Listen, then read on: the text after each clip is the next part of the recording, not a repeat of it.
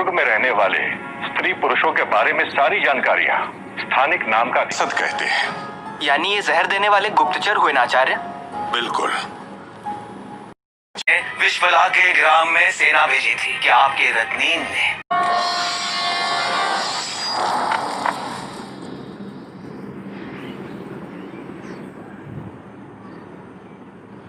समिति जिसे योग्य समझे उसे मनुस्मृति का कौन सा अध्याय समाप्त किया? 7वां अध्याय, राजधर्म पितामह।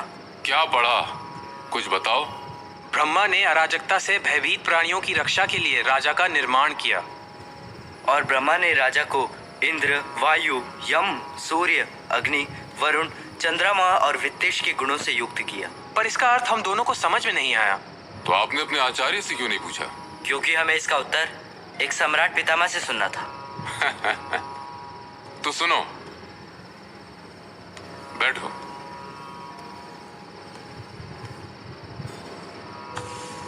तो अपने पितामह से मनु की व्याख्या सुनो।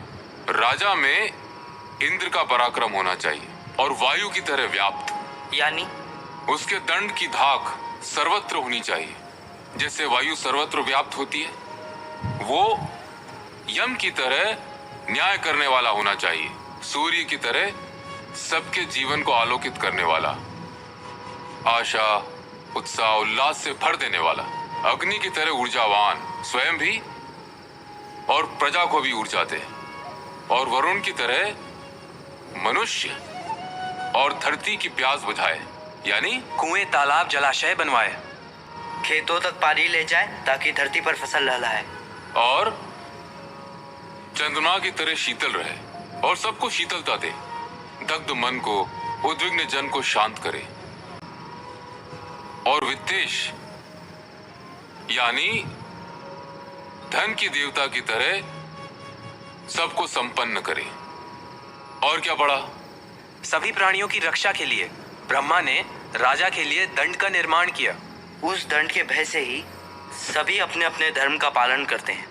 देश, काल, विद्या और अपराध के अनुसार अपराधी को योग्य दंड देना चाहिए। राज दंड की शासक है। दंड ही प्रजा पर शासन करता है। दंड ही सभी की रक्षा करता है। दंड ही सोए हुए को जगाता है। विद्वान दंड को ही गुणों का मूर्त रूप कहते हैं। विचार करके दिया गया उचित दंड प्रजा को प्रसन्न करता है। अनुचित दंड प्रजा का नाश करता है। जब शासक अपराधियों को निरंतर दंड नहीं देता, तब ताकतवर कमजोर को उसी तरह कष्ट देते हैं जैसे मछलियों को लोहे की सलाखों पर सेका जाता है।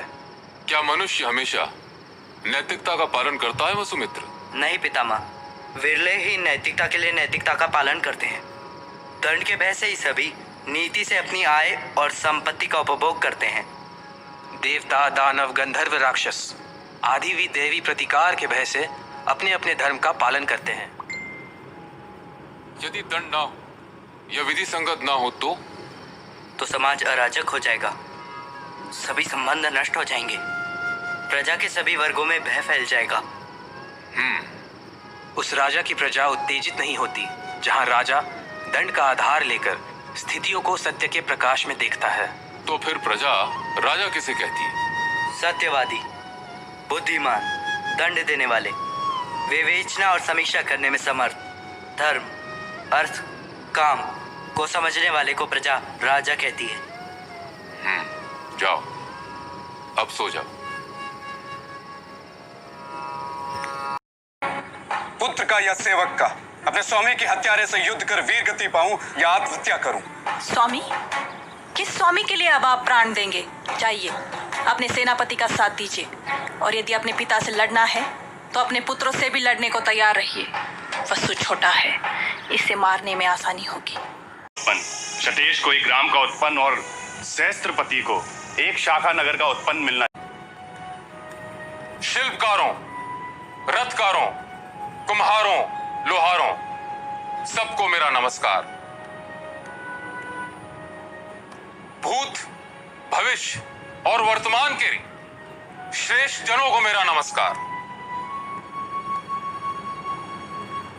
महाराज मनु का यह कहना है कि वो राजा जो अपने मंत्रियों और लोक सेवकों के साथ अपनी प्रजा को पीड़ित और चोर लुटेरों द्वारा सताए जाते देखता है, ऐसा राजा जीवित नहीं मरा हुआ है।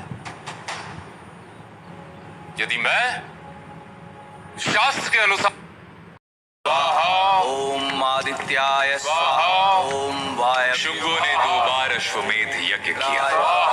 शुंग काल में ही पतंजलि ने महाभाष्य लिखा और भरुत स्तूप में तोरण द्वार और वेदिका को समर्पित किया।